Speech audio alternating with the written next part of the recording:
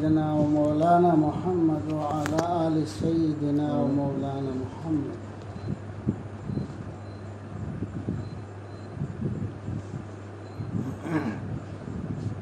أعوذ بالله من الشيطان الرجيم.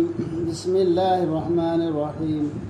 قل لا أقول لكم عندي خزائن الله ولا أعلم الغيب ولا أقول لكم إني ملك إن أتبع إلا ما يوحى إلي. قل هل يستوي الأعمى والبصير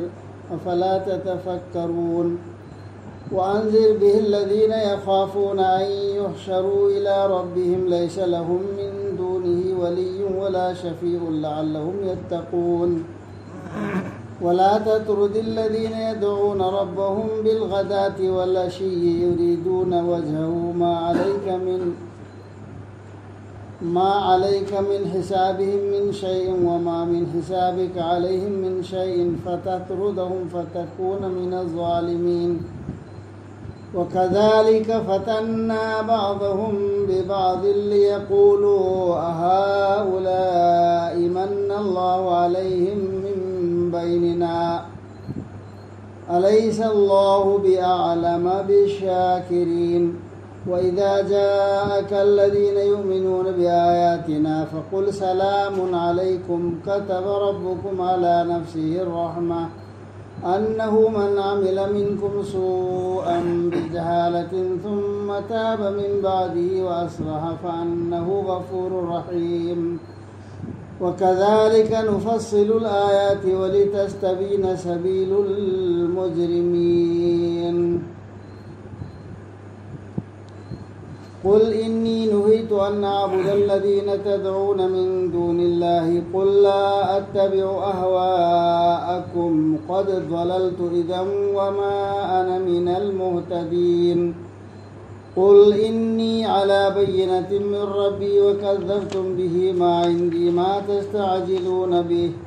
إن الحكم إلا لله يقص الحق وهو خير الفاصلين.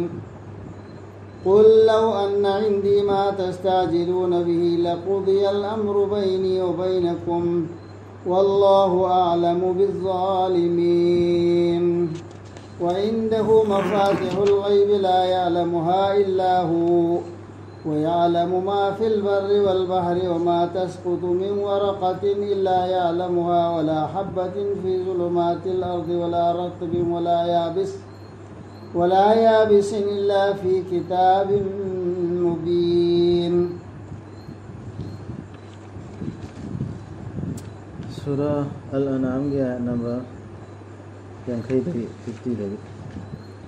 أعوذ بالله من الشيطان الرجيم. بسم الله الرحمن الرحيم. هايو محمد صلى الله عليه وسلم أين هايدي نخويدا الله كي پوكايدو أيغي إناكتا لي هاينا نترغا أين خنگيسو هايدي أرون بدل أيكي بسنگدو نترغا أين هايدي نخويدا أي فرستاني هاينسو أيدي سبنگي إنجبتني أيغون دا خنگهن بيبدو هايو ما نبرا ميتانگ بغا أو بغا أدو أويربدي نخوي خنثرروي دبرا خنثرروي درا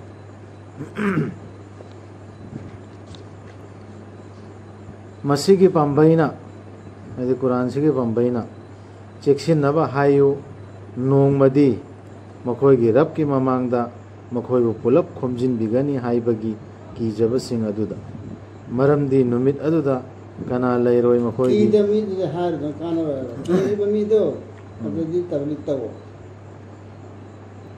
كنا ليروي مخويگي ما نتنا ngaksin binaba natraga haija binaba makoina chumna chachaba sing haibadu oijanaba sumaina hayo thadokiganu makoigi rappu kaujari bising adubu ayuk amasung yachangbada magi maithongbu pamjaduna tan thokkanu haibu nisi tan thokkanu thangatloi nangonda makoigi हिसाब की करीगुंबा अमत्ता अदुगा थांगलोय मखोयदसु नंगी हिसाब की करीगुंबा अमत्ता मरो मी लागा कहितो आते दुना चंगनिंदा बवाला इदो अदु मपू थीजरी ब थीदन लाइब मी दन नाथ लाइब मी दो ꯑꯗꯨꯗꯤ ꯑꯗꯨ ꯇꯥꯟꯊꯣꯛꯀꯅꯣꯕ ꯑꯗꯣ ꯑꯇꯩꯒꯤ ꯅꯪ ꯑꯇꯩ ꯂꯥꯛꯇ ꯁꯤꯡꯗꯨꯗꯤ ꯅꯪ ꯍꯥꯏꯔꯤꯕꯁꯤꯡꯗꯣ ꯑꯗꯨꯗꯤ ꯌꯥꯔꯣꯏꯗꯕ ꯃꯤꯁꯤꯡ ꯃꯌꯥꯝ ꯌꯥꯎꯔꯤꯅꯦꯕ ꯑꯗꯨꯅ ꯃꯔꯝ ꯑꯣꯏꯔꯒ ꯃꯈꯣꯏꯒꯤ ꯍꯥꯏꯐꯝ ꯊꯣꯛꯄꯗꯨ ꯍꯥꯏꯌꯨ ꯃꯔꯨꯑꯣꯏꯅ ꯃꯈꯣꯏꯁꯤꯡꯗꯨ ꯃꯃꯤꯡꯁꯤꯡꯗꯨꯕꯨ ꯆꯪꯍꯜꯂꯣ ꯍꯥꯏꯕ ꯅꯪ ꯀꯔꯝꯕ ꯇꯥꯟꯊꯣꯛꯑꯣꯔꯦ ꯆꯪꯕ ꯃꯤꯗꯣ ꯑꯗꯨ ꯑꯣꯏꯔꯗꯤ ꯃꯈꯥꯗꯨ ꯄꯥꯎ ꯅꯪꯅ ꯊꯥꯗꯣꯛꯂꯨꯔꯕ ꯅꯪꯅ ꯊꯥꯗꯣꯛꯂꯨꯔꯕ ꯃꯈꯣꯏꯕు ꯅꯪ ꯑꯣꯏꯈꯤꯒꯅꯤ ꯑꯔꯥꯟꯕ ꯇꯧꯕꯁꯤꯡꯒꯤ ꯃꯅꯨꯡꯗ ꯇꯥꯟꯊꯣꯛꯎꯔꯗꯤ ꯅꯪꯁꯨ ꯖꯥꯂꯤꯝ ꯑꯣꯏꯒꯅꯦꯕ ꯑꯦꯅꯤ ꯃꯤ ꯑꯃ ꯆꯪꯉꯛꯏꯕ ꯃꯤ ꯑꯁꯨꯝꯅ ꯆꯥꯡꯌꯦꯡ ꯇꯧꯏ ꯑꯩꯈꯣꯏꯅ ꯃꯈꯣꯏ ꯈꯔꯕꯨ ꯑꯩꯅ ꯍꯥꯏꯔꯒ ꯃꯔꯨ ꯑꯣꯏꯅ ꯂꯧꯗ꯭ꯔꯒ ꯑꯇꯣꯞꯄ ꯋꯥꯔꯤ ꯁꯥꯗ꯭ꯔꯦ ꯑꯗꯨꯗꯅꯦ ꯔꯁꯨꯜꯗ ꯍꯥꯏꯁꯤꯡꯁꯦ ꯑꯕꯁꯥ ꯋꯇꯋꯜꯂꯥꯗ ꯍꯥꯏꯕꯗꯨ ꯑꯗꯨꯅꯤ ꯑꯕꯁꯥ ꯋꯇꯋꯜꯂꯥ ꯑꯟꯖꯥ ꯑꯍꯨꯜ ꯑꯃꯥꯗ ꯄꯥꯕꯗ ꯌꯥꯎꯈ꯭ꯔꯦꯗꯅ ꯍꯥꯟꯅ ꯅꯨꯃꯤꯠ ꯁꯨꯞꯆꯤꯟꯗꯅ ꯅꯨꯃꯤꯠ ꯁꯨꯞꯇꯅ ꯂꯩꯔꯤꯗꯨ ꯃꯥ ꯆꯪꯉꯦꯅ ꯁꯥꯎꯅꯤꯡꯕ ꯎꯠꯂꯤꯗꯨ ꯏꯁꯨꯝ ꯁꯨꯞꯇꯅ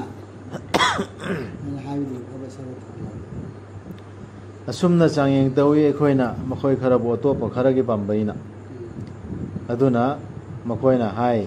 ꯃꯈꯣꯏꯁꯤꯔ ꯑꯩꯈꯣꯏꯒꯤ ꯏꯔꯛꯇꯒꯤ ꯑꯜꯂꯥꯍꯅ ꯆꯥꯟꯕꯤꯔꯦ ꯍꯥꯏꯕꯗꯨ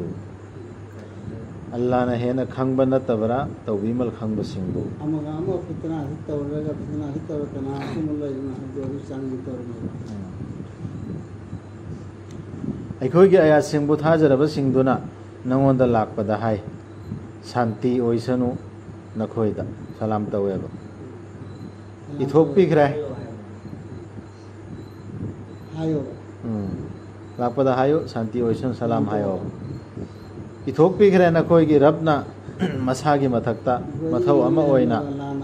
ꯃꯤꯅꯨꯡꯁꯤ ꯎꯠꯄꯤꯕꯕꯨ ꯅꯈꯣꯏꯗꯃꯛꯇꯗꯤ ꯃꯥꯅ ꯅꯈꯣꯏꯗ ꯔꯍꯃꯠ ꯇꯧꯔꯦ ꯁꯨꯃꯥꯏꯅ ꯍꯥꯏꯕꯤꯌꯣ ꯃꯤꯅꯨꯡꯁꯤ ꯎꯠꯄꯤꯕꯕꯨ ꯑꯗꯨꯅ ꯅꯈꯣꯏ ꯀꯅꯥꯒꯨꯝꯕꯅ ꯈꯪꯗꯕꯗꯒꯤ ꯑꯔꯥꯟꯕ ꯇꯧꯔꯨꯔꯕꯁꯨ ꯑꯗꯨꯒꯤ ꯇꯨꯡꯗ ꯅꯤꯡꯉꯝꯗꯅ ꯍꯟꯖꯤꯟꯖꯔꯛꯂꯕ ꯑꯗꯨꯒ ꯃꯁꯥꯕꯨ ꯆꯨꯝꯊꯣꯛꯆꯔꯕ ꯑꯗꯨ ꯑꯣꯏꯔꯕꯗꯤ ꯇꯁꯦꯡꯅꯃꯛ ꯑꯜꯂꯥꯍꯗꯤ ꯀꯣꯛꯄꯤ ꯍꯩꯕꯅꯤ ꯀꯟꯕꯤ ꯍꯩꯕꯅꯤ ꯑꯁꯨꯝꯅ ꯑꯩꯈꯣꯏꯅ ꯁꯨꯒꯥꯏꯅ ꯁꯟꯗꯣꯛꯄꯤꯕꯅꯤ ꯑꯌꯥꯁꯤꯡꯕꯨ ꯁꯦꯡꯅ ꯆꯣꯡꯊꯣꯛꯍꯟꯅꯕ ꯃꯔꯥꯜ ꯂꯩꯕꯁꯤꯡꯒꯤ ꯂꯝꯕꯤꯗꯨ ꯃꯔꯥꯜ ꯂꯩꯕ ꯑꯩꯈꯣꯏꯅ ꯍꯧꯖꯤꯛ ꯉꯥꯡꯊꯣꯛꯑꯒ ꯁꯨꯔꯦꯟ ꯆꯪꯕꯗ ꯀꯔꯤ ꯀꯥꯟꯗꯧꯔꯣ ꯃꯣꯏꯅ ꯈꯟꯕꯁꯤꯡꯗꯣ ꯑꯗꯨꯒꯤ ꯈꯟꯗꯕꯅꯤ ꯃꯂꯥꯁꯤ ꯂꯥꯝ ꯇꯧꯔꯁꯨ ꯔꯁꯨꯜ ꯆꯪꯕꯅꯤ ꯉꯥꯡꯊꯣꯛꯑꯒ ꯇꯧꯔꯕ ꯑꯗꯨ ꯑꯣꯏꯔꯗꯤ ꯑꯜꯂꯥꯍꯁꯤ ꯃꯤꯅ ꯍꯥꯏꯗꯣꯛꯎ ꯅꯪ ꯁꯤꯅꯦꯕ ꯍꯥꯏꯌꯨ ꯇꯁꯦꯡꯅꯃꯛ ꯑꯩꯉꯣꯟꯗ ꯊꯤꯡꯂꯦ ꯅꯈꯣꯏꯅ ꯑꯜꯂꯥꯍꯕꯨ ꯊꯝꯂꯒ ꯀꯧꯖꯔꯤꯕꯁꯤꯡꯗꯨ ꯂꯥꯠꯄ ꯍꯥꯏꯌꯨ ꯑꯩꯅ ꯏꯜꯂꯔꯣꯏ ꯅꯈꯣꯏꯒꯤ ꯑꯄꯥꯝꯕꯁꯤꯡꯗꯨꯒꯤ ꯃꯇꯨꯡ ꯑꯗꯨꯝ ꯇꯧꯔꯨꯔꯕꯗꯤ ꯑꯩ ꯂꯝꯈꯩꯅꯈ꯭ꯔꯒꯅꯤ ꯑꯗꯨꯒ ꯑꯩ ꯆꯜꯂꯔꯣꯏ ꯂꯝꯖꯤꯡꯕꯤꯔꯕꯁꯤꯡꯒꯤ ꯃꯅꯨꯡꯗ ꯍꯥꯏꯒꯗꯕ ꯋꯥꯐꯣꯔ ꯑꯜꯂꯥꯍꯅ ꯔꯁꯨꯜꯗ ꯇꯥꯛꯄꯤꯔꯤꯕꯅꯤ ꯂꯝ ꯂꯝ ꯈꯨꯗꯤꯡꯃꯛ ꯀꯣꯅꯥ ꯀꯣꯅꯥ ꯈꯨꯗꯤꯡ ꯅꯥꯀꯟ ꯃꯐꯝ ꯃꯐꯝ ꯈꯨꯗꯤꯡꯃꯛꯇ ꯁꯤ ꯍꯥꯏꯌꯨ ꯁꯤ ꯍꯥꯏꯌꯨ ꯇꯧꯕ ꯅꯤꯌꯣꯝꯗ ꯇꯥꯛꯏꯁꯤ ꯍꯥꯏꯌꯨ ꯑꯩꯗꯤ ꯂꯦꯞꯆꯕꯅꯤ ꯑꯩꯒꯤ ꯔꯕꯀꯤ ꯗꯂꯤꯜ ꯑꯃꯗ ꯀꯨꯔꯥꯟꯁꯤꯗ ꯂꯦꯞꯄꯤꯕ ꯔꯁꯨꯜꯁꯦ ꯍꯥꯟꯅꯒꯤ ꯆꯠꯅꯕꯤ ꯃꯈꯣꯏꯒꯤ ꯂꯣ ꯃꯌꯥꯝꯗꯨꯅ ꯑꯩ ꯆꯠꯂꯔꯣꯏ ꯅꯈꯣꯏꯗ ꯏꯜꯂꯔꯣꯏꯅ ꯍꯥꯏꯍꯜꯂꯤꯕ ꯑꯗꯨꯒ ꯅꯈꯣꯏꯅ ꯌꯥꯗꯕꯅꯤ ꯃꯗꯨꯕꯨ ꯔꯁꯨꯜꯅ ꯂꯦꯞꯄꯤꯕ ꯗꯂꯤꯜ ꯑꯃꯗ ꯂꯦꯞꯄꯤꯁꯦ ꯑꯗꯨꯅ ꯅꯈꯣꯏꯅ ꯌꯥꯗꯦꯕ ꯑꯩꯒꯤ ꯁꯛꯇꯤꯗ ꯂꯩꯇꯦ ꯅꯈꯣꯏꯅ ꯉꯥꯏꯉꯝꯗ꯭ꯔꯤꯕꯗꯨ ꯄꯨꯔꯛꯄ ꯑꯗꯨ ꯊꯣꯛꯍꯟꯅꯤꯡꯉꯤꯗꯨ ꯅꯤꯁꯥꯅꯤ ꯄꯨꯔꯛꯇ꯭ꯔꯥ ꯍꯥꯏꯔꯤꯗꯣ ꯑꯗꯨ ꯑꯩ ꯈꯨꯠꯇ ꯂꯩꯕ ꯅꯠꯇꯦꯅꯦ ꯑꯗꯨꯗꯤ ꯍꯥꯏꯗꯣꯛꯑꯣ ꯃꯗꯨꯒꯤ ꯋꯥꯔꯦꯞꯇꯤ ꯑꯜꯂꯥꯍꯇꯅ ꯂꯧꯕꯤꯒꯗꯕꯅꯤ ꯂꯤꯕꯤꯕꯅꯤ ꯃꯥꯅ ꯑꯆꯨꯝꯕꯇ ꯑꯗꯨꯒ ꯃꯥꯗꯤ ꯈ꯭ꯋꯥꯏꯗꯒꯤ ꯐꯕꯗꯨꯅꯤ ꯋꯥꯔꯦꯞ ꯄꯤꯕꯁꯤꯡꯒꯤ ꯍꯥꯏꯌꯨ ꯑꯩꯒꯤ ꯁꯛꯇꯤꯗ ꯂꯩꯔꯝꯂꯕꯗꯤ ꯅꯈꯣꯏꯅ ꯉꯥꯏꯉꯝꯗ꯭ꯔꯤꯕꯗꯨ ꯑꯩ ꯑꯃꯁꯨꯡ ꯅꯈꯣꯏꯒꯤ ꯃꯔꯛꯇ ꯋꯥꯐꯝꯗꯨ ꯅꯍꯥꯟꯅ ꯋꯥꯈꯩꯔꯝꯂꯒꯗꯕꯅꯤ ꯑꯜꯂꯥꯍꯅ ꯈ꯭ꯋꯥꯏꯗꯒꯤ ꯈꯪꯕꯅꯤ ꯑꯔꯥꯟꯕ ꯇꯧꯕꯁꯤꯡꯕꯨ ꯑꯩꯒꯤ ꯁꯛꯇꯤꯗ ꯃꯥꯒꯤ ꯃꯄꯥꯡꯒꯜꯗ ꯂꯩꯇꯦꯕ ꯅꯈꯣꯏꯅ ꯉꯥꯏꯔꯤ ꯄꯣꯠꯇꯣ ꯊꯣꯛꯍꯟꯅꯤꯡꯉꯤꯗꯣ ꯑꯩꯒ ꯅꯈꯣꯏꯒꯤ ꯃꯔꯛꯇꯅꯦ ꯋꯥꯈꯩꯔꯝꯒꯗꯕꯅꯦꯕ ꯋꯥꯈꯩꯕꯗꯤ ꯁꯖꯥ ꯐꯪꯒꯗꯕ ꯁꯖꯥ ꯀꯌꯥꯃꯠꯇꯨ ꯊꯣꯛꯄꯗꯨ ꯑꯗꯨꯒꯤ ꯑꯖꯥꯕꯇꯣ ꯀꯔꯤꯒꯨꯝꯕ ꯂꯥꯛꯑꯦꯅ ꯑꯩꯈꯣꯏꯅ ꯍꯥꯏꯕ ꯑꯖꯥꯕꯇꯣ ꯅꯠꯇ꯭ꯔꯒ ꯅꯤꯁꯥꯅꯤꯗꯨ ꯂꯥꯛꯑꯗꯤ ꯅꯤꯁꯥꯅꯤꯗꯨ ꯎꯅ ꯑꯩꯈꯣꯏꯅ ꯏꯃꯥꯟ ꯄꯨꯔꯛꯇ꯭ꯔꯗꯤ ꯃꯥꯡꯍꯟꯒꯗꯧꯔꯤꯕ ꯂꯣꯏꯅ ꯑꯩꯈꯣꯏ ꯄꯨꯝꯅꯃꯛꯁꯦ ꯑꯗꯨ ꯃꯇꯝꯗꯣ ꯂꯩꯇ꯭ꯔꯦ ꯃꯇꯝ ꯄꯤꯔꯔꯣꯏꯗꯕꯅꯦꯕ ꯑꯗꯨꯗ ꯀꯌꯥꯃꯛ ꯀꯤꯂꯣꯃꯤꯇꯔ ꯇꯧꯗꯕꯅꯤ ꯑꯗꯨꯒꯤ ꯆꯥꯞꯇꯨꯗꯤ ꯅꯈꯣꯏꯒꯤꯁꯨ ꯃꯥꯡꯒꯗꯧꯔꯤꯕꯅꯤ ꯑꯗꯨꯗꯤ ꯍꯥꯏꯔꯤꯉꯩꯁꯦ ꯑꯩꯒ ꯅꯈꯣꯏ ꯋꯥꯈꯩꯔꯝꯒꯗꯕꯅꯤ ꯅꯈꯣꯏꯁꯤ ꯄꯨꯔꯥ ꯖꯥꯞꯇ ꯆꯪꯒꯗꯕꯅꯤ ꯑꯩ ꯇꯅꯤ ꯌꯧꯒꯗꯕ ꯍꯥꯏꯕ नखोब नुसीबीदने तब चाहिए अल्लाह की नियम में लेबा निशानी तो लाग सब चला खंगवा नत्रगा अजाब से लाबा अजाब तारबा दो करी मरमम दगी याद रबा अदो निशानी तो ला मतुम दुसु याद रे ने अदो बोडी मी दु लो तुम मांगन दा चला का आंदे ओनी ओने आंदे चल न पुनी ओने तो में आत तो में समुद्र के तरफ से अदो नी वाखै बस अदो मैंने वाखै तो दुनिया दा लोजिंग करतम ने अदो वाखै बदुदी आ क्या मत वाखै दो मिसदे वाखै मंगोंद लाइबनी है अल्लाह लाइबनी अरोनबगी सोसिंगदु कनानसु खंगदे मखोयदु मानतन जिगी थोकल जब लागदर फैसला तौदर से अल्लाह तना खंगे बदे कनाम खंगदे मादि खंगबनी लाइरिब खुदिंगमक कंफाल के मथक्ता अमसुंग समुद्र के मनुंगदा केन खिब लैते उना अमत्ता माना खंगदना मधु नाम के खंगे लैते मरु अमत्ता पृथ्वी की अमंबगी मनुंगदा नत्रगा अचोटपा नत्रगा अकंगबा पोट अमत्ता मधुबु चनसिंदब लाइरिक अमदा मयेक लारब लोयन खंगे वाला माननी नखोगी थवाई सिंगबु लौथोक पिरिबा अहिंगदा तुम्बदु सीबदु नखोयना तुमलिंगैदा अमसुंग मादी खंगबनी नखोय कोने इमाम प्रखद ओदो हाजु खंगे बा सिदायर में आते अदु पोतार न अमसुंग नगरा अजाब लहला दुआ मिसिंसी वाना वाखै बिरा कयामत के खुदम मैम लहलो मोजा मैम पुर ओदो बदन थाजने है से हेते लो थोपि आते कोने इमाम प्रखद बकना ले है से लोना लान कुम खंगे राम खंगे माननी नखोगी थवाई सिंगबो लौथोक पिरिबा अहिंगदा नखोयना तुमलिंगैदा अमसुंग मादी खंगबनी नखोयना नुंगथिलदा तौखिबा खुदिंगमक अदुदगी अदुदगी माना नखोयबु अमुक हिंगत हनबिबनी मदुदा नुंगथिलदा नखोयगी नपुंसीगी लेपथोक पिखरबा मतम तांकक अमा मपुंग फाहन्नबा अदुगी मतुंगददी मंगोंदनी नखोयगी हलकफम मतम अदुदा माना नखोयदा पाव पीबीगनी नखोयना तौखिबा सिंगदुगी मतांगदा मादी नम थबंगम बदुनी मागी मनाई सिंगी मथक्ता माना थाबीबनी नखोयगी नथक्ता ngak senbinaba फरिस्ता सिंग मतम अदु फावबा नखोय कनागुम्बा अमदा सीबा हाइबदु लाकलबदा अखोयना थाखिबा पापोलोय सिंगना लौसिनबनी माबु अदुगा मखोयदि तौदे मथौदा थौसादा लौसिनबने महल्लुगा जो जान से हलिसे लौथोकपनी थवाय लौथोकपनी लौखटपनी तवफत हु लौफत होगी फरिस्तासिंगना थवाय लौसिन वहुम ला यफरतुन कदमा जे दोन सिले हमदे चप ताना थवाय लौसिन अदुदगी मखोयबु हलहनबिबनी अल्लाहदा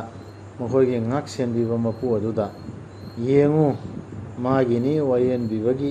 थबक्तु मादि ख्वाइदगी यांगबदुनी हिसाब तौबसिंगी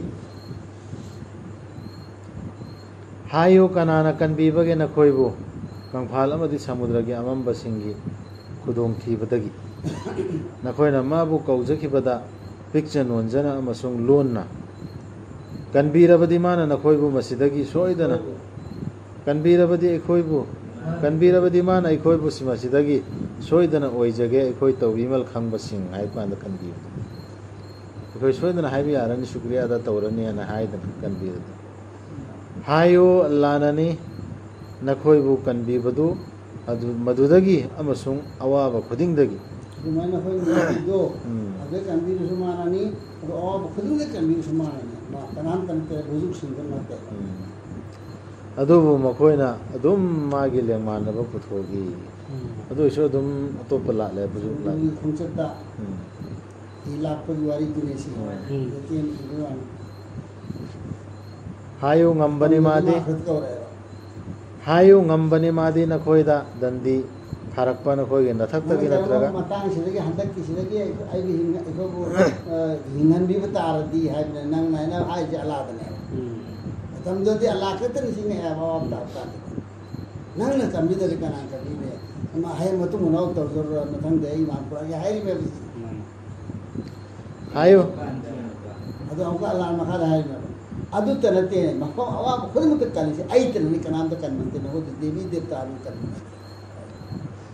hayu ngambani madi nangon nakhoida dandi tharakpa na khoi na thak tagi natraga na khoi na khong gi makha dagi nadraga na khoi bu jamam na hanba kanglup ta handuna amasung amana amagi tamthiba sajat ki mahau tang handuna sing sini saja hujik lai saja me tamthiba mo da hat nadra hujik tawris yengo ekhoi na kaya da sandona tagliba ayat singbu na makhoi na bahap ta janaba ti bodo tawris sallallahu alaihi wasallam Pakistan के doctor करिए ये